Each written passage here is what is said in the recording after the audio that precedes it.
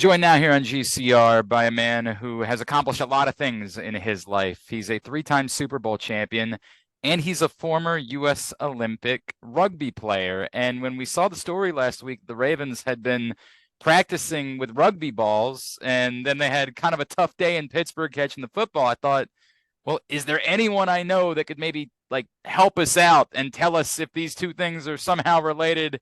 And that would be the great Nate Ebner, who's with us here on GCR. Nate, it's Glenn in Baltimore. It's really great to chat with you, man. Thank you for taking the time for us. Yeah, no worries. Thanks for having me. I mean, pretty interesting tactic there. But yeah, I've had a lot of experience with the rugby ball and the pigskin, so familiar with both. I don't know if you heard about this story. It was getting a lot of play on the national talk shows. Rex Ryan was saying, man, you got to get rid of that. That's insane. I have no idea the correlation. Can you take me through like why it might be helpful, why it might be beneficial to a football player to attempt to try to work with a rugby ball in practice? It's I don't know. It's tough for me because a lot of times in OTAs before we were allowed to use footballs, and with my experience in the league, we had to use other things like tennis balls and things like that. And the tennis balls I saw as beneficial because it was such a smaller target to catch. You had to like really focus on it. It was easier to make like one-handed catches with stuff like that, but at the same time, like it's a small object. I always thought the tennis ball was unique. A rugby ball is just so big relative to a football, and it's so much lighter than a football. They're easier to catch. Everything about it, they fly easier. Like they're just so much more user friendly, if you will.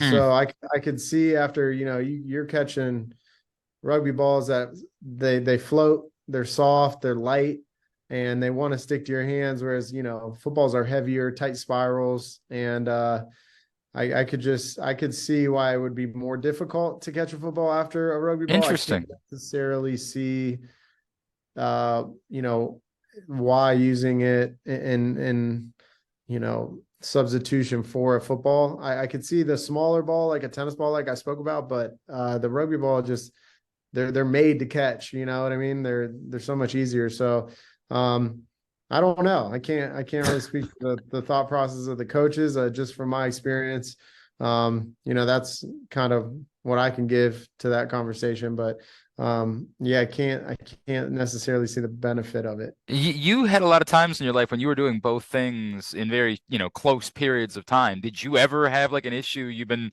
working out, playing rugby for a little while, you go back and you're at practice one day and you dealt with that where you're like, man, I got to remember what it's like to catch a football for a second. A little bit. I mean, you play enough sports growing up in your life, you're familiar with, whatever the ball is, you just catch it, right? But man, yeah, going from football to rugby, you're like, wow, I forgot how big and light and catchable Mm. this ball is and wants to stick to your hands. And footballs, well, with the gloves nowadays, they stick pretty good, but footballs aren't as easy to catch, so definitely a little more focus with a football, I would say. From my experience, if I just point blank had to pick one that's more difficult, I would definitely say football is probably harder to catch That's than wild. a rugby. Yeah. He's Nate Ebner. He's with us here on GCR. Nate, I'm guessing that you wouldn't be prepared because you certainly were not there and have no idea to say that that is the reason why the Ravens had like 8 drops against the Steelers a couple weeks ago, right?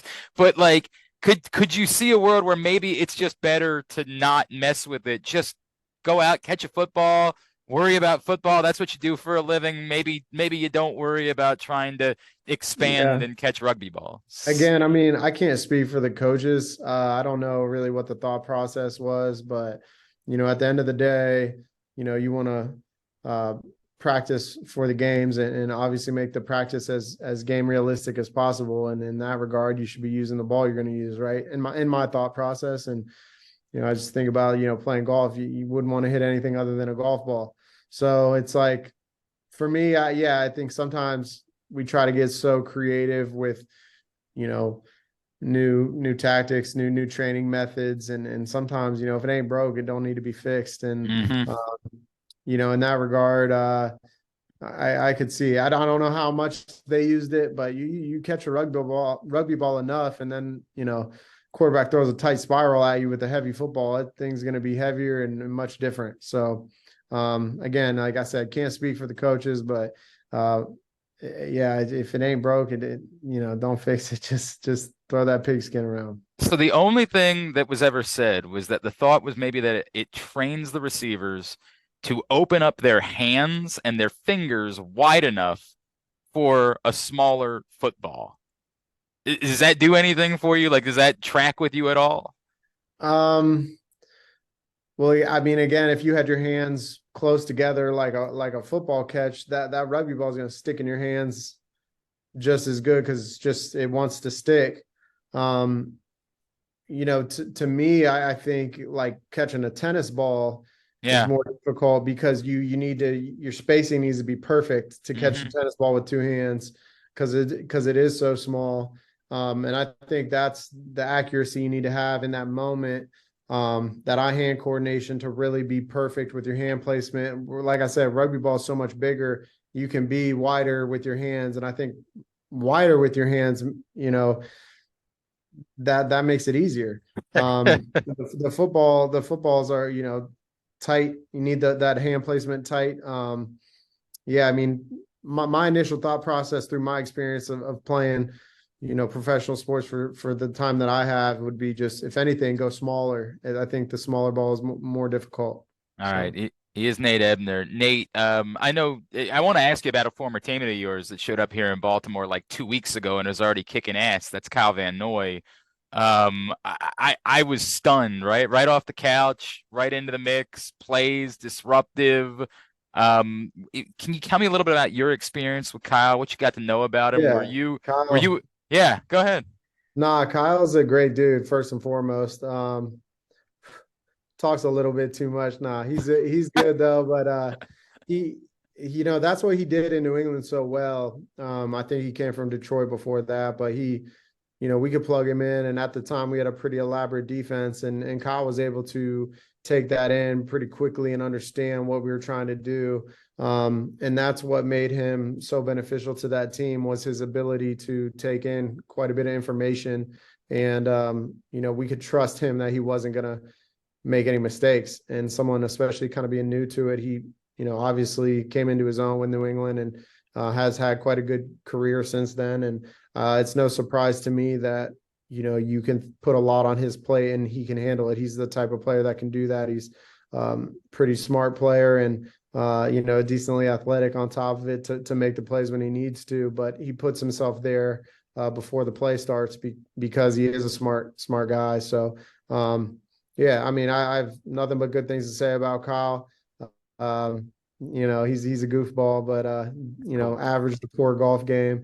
But other than that, yeah, good football player, smart, and yeah, man, I'm not surprised. He's done well. He'll continue to do well, and he's definitely an asset to have on the field, no doubt. It's cool. Were you surprised that he was still sitting on the couch at this point in the season? Like, what are you guys doing? This is Kyle A Van Noy. little bit, it's a little bit, but you know how the league is, man. It's like you start to Yeah. get to be a certain age, and it's like, you know, you got leprosy or something. It's just the way it goes around the league. You played enough years, it's like they just try to get a young guy that's cheaper, and um, that's what they do. So you really have to have your value if you're an older player to stay around the league. And I think Kyle being able to come in and have success off the bat shows the value that he still does have and the type of player that he is. And that's what it takes to be a veteran player who's been around the league for quite a few years and still be able to be on rosters and show your value. So The Ravens have never minded having a talker or two on the roster over the years, so I don't think that's going to be yeah, something they're going he'll to fit mind right too. in then. Yeah, yeah, right. Nate, I know you have stayed very involved with rugby as your life has moved on and you're in your post-playing career, and I know you've been involved with Major League Rugby. We saw recently that Yeah, the DC team, Old Glory, is actually going to play in the Maryland Soccerplex here in the DC suburbs in the Maryland side of things. Can you yeah. tell everybody a little bit about Major League Rugby, your involvement, and and how you guys are still working to maybe grow the game here in the US. Yeah, well, I mean, I could talk about that for quite some time, so you might need to channel me here. But when I was growing up playing rugby in this country, that's ultimately why I ended up going to play football. I was one of the better rugby players in our country at the time. I played on 3 junior national teams and represented the country in junior World Cups. And there just was no future for rugby in this country. I would have had to go overseas and play in France or England. And I didn't want to leave this country. I'm very patriotic. I love America. I wanted to be here. And on top of that, I'm going to Ohio State, and the football players are the best in the world. And I could never play at that level, and that's what everyone's telling me. And it just kind of was a perfect storm for me. But I think the starting point was that there just isn't a future for rugby for me at that time.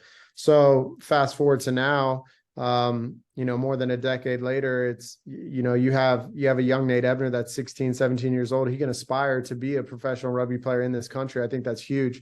We're starting to get some of the biggest name rugby players in the world coming here to play in the United States. I think it's no secret if you're cultured enough or experienced enough throughout the world, like America's a great place to be, and people around the world, obviously want to be here. And I think that's a pulling point for the MLR. You've got some other big leagues, obviously in England, and then, in France and in Japan. But I think, when you're talking about a worldwide product, when we're streaming stuff online and whatnot, there's no doubt that, the MLR aspires to be the number one rugby league in the world. And the fact that we're even in that conversation right now, with only being 5 years or so into the inception point, I think speaks volumes to the league. It started around 2018.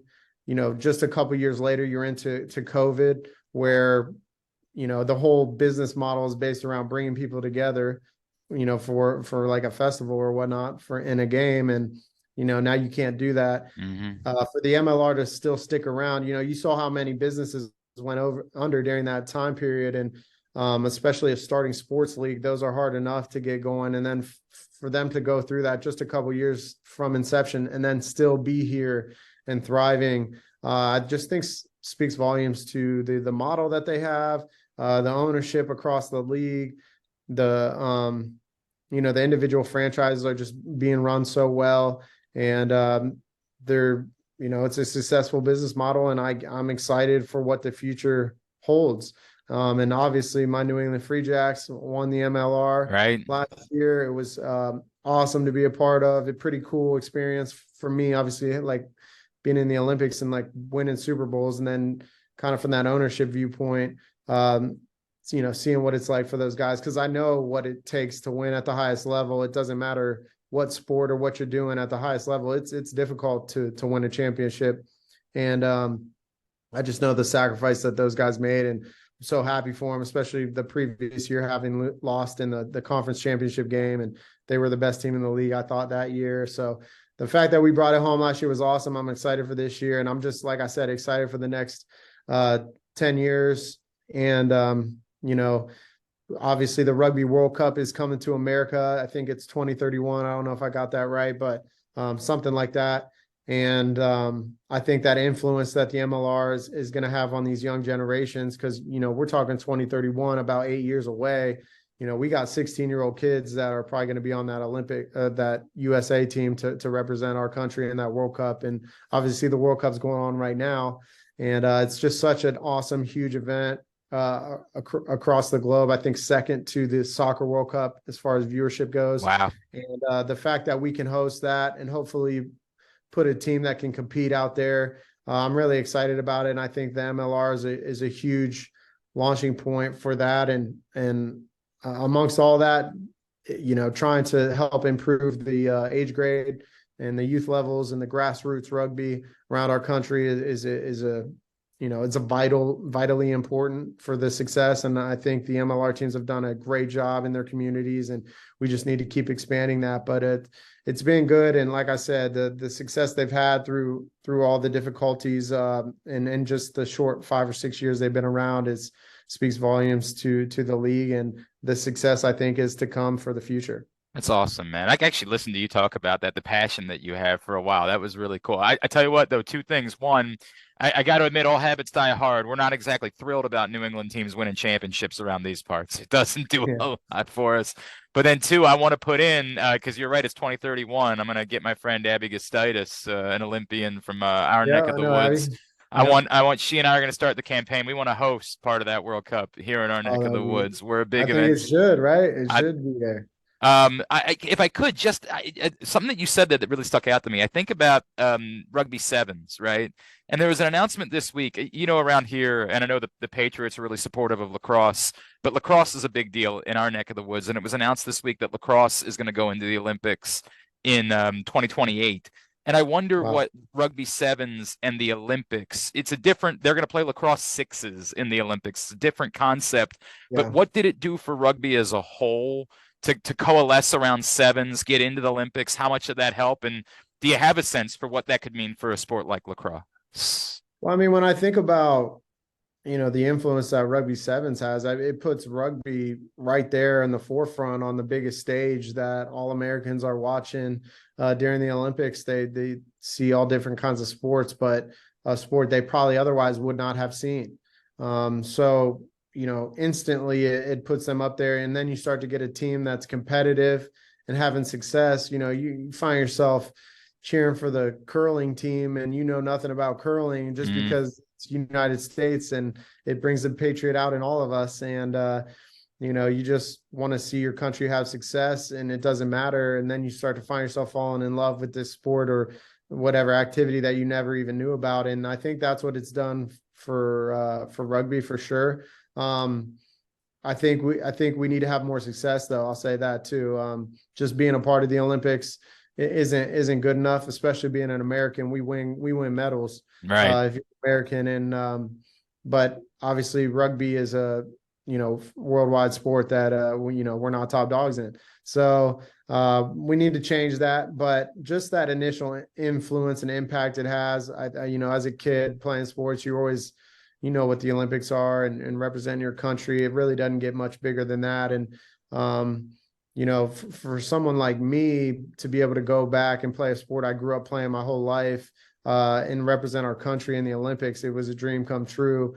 I'm not a big believer in fate, but for me to have the background that I had playing rugby, playing in the NFL, getting the blessing from the Patriots to go try to make it to the Olympics, having that experience to be able to play at that highest level, having not played for 6 years, but just because, I learned how to ride that bike a long time ago, I could knock the rust off.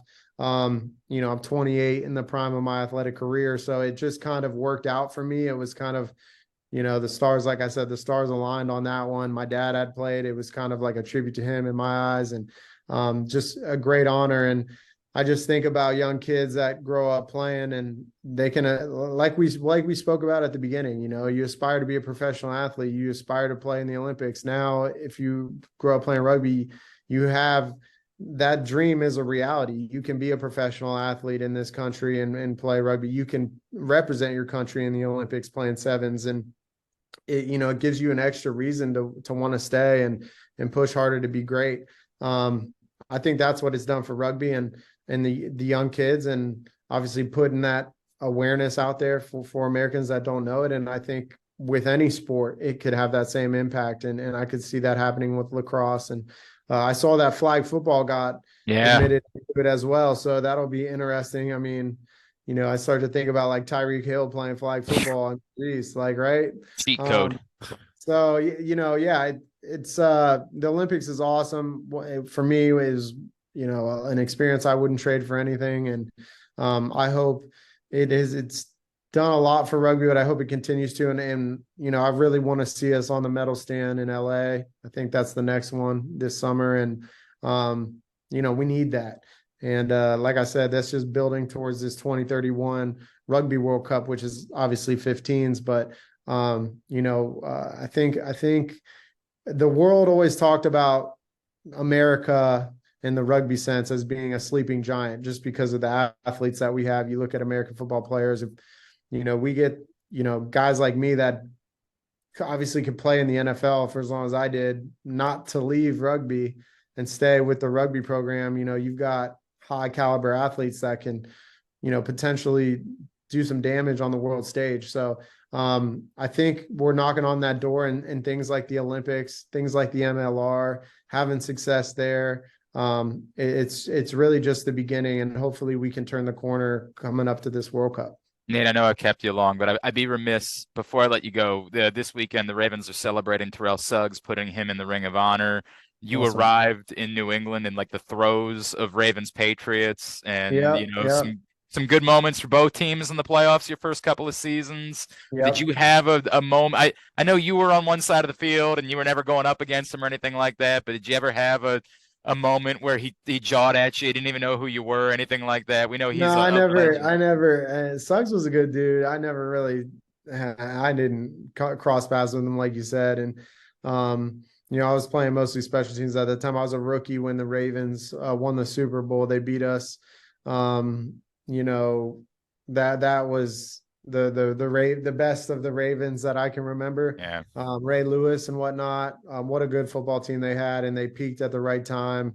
I think very average football team that went through the divisional round and all that to get through, and obviously won the Super Bowl. So yeah, you guys had Jacoby Jones. I remember getting a tackle in a playoff game. That was huge for me on a kickoff. But yeah, no, it's all the respect in the world to those guys, because that was my eye opening to, I came into Patriots in 2012, 2011. They were just in the Super Bowl. They just had all those Super Bowls they won previously, and coming into a good football team, and we don't lose much, and then you get in the playoffs and Tom Brady turns it up a little more, everybody turns it up a little bit Yeah. more, and to see that Ravens team just kind of just put the brakes on us and just couldn't really do anything.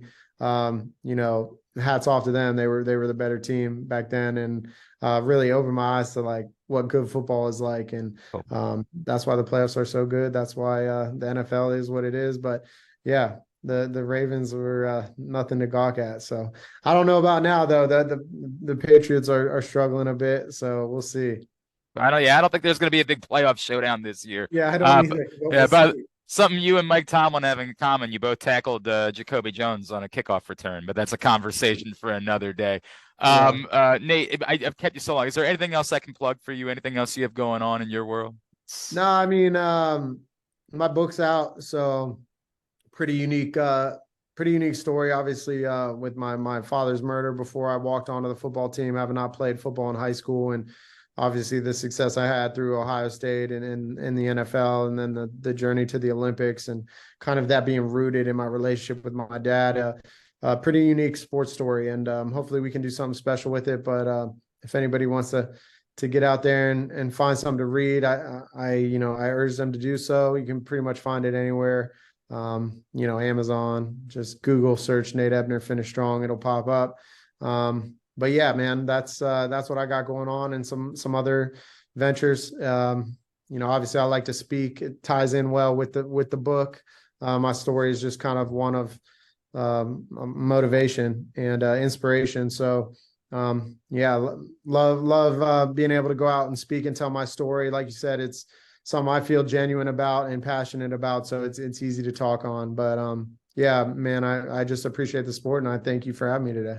At Nate Ebner on Twitter is how you can follow him and find out more. Nate, really enjoyed this conversation, man. Thank you for taking the time for Yeah, no us. worries. Thanks for having me.